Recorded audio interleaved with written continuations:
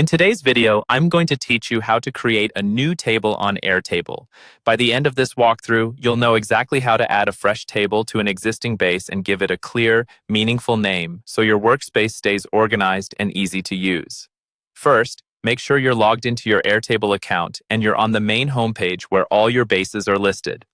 A base is essentially your main project or database, and each base can contain multiple tables. Take a moment to find the base where you actually want this new table to live. This might be a base for projects, clients, content, or anything else you're managing. Once you've found it, click on that base to open it. When your base opens, look toward the top of the screen for the table bar. This is usually along the top left area and shows the names of any tables you already have in that base, such as tasks, clients, or projects.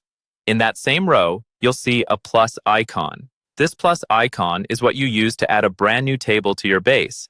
Go ahead and click the plus icon. A small menu will appear with different options for adding a table. From this list, select Create Empty Table. This is important because it gives you a completely blank slate without any pre-filled fields or sample records.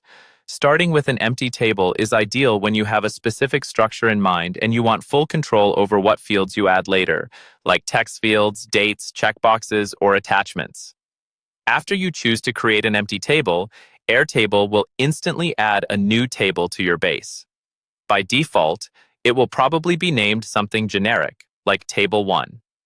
To keep your workspace clear, it's a good idea to rename this right away. To do that, move your cursor to the table name at the top, double-click it, and the text will become editable.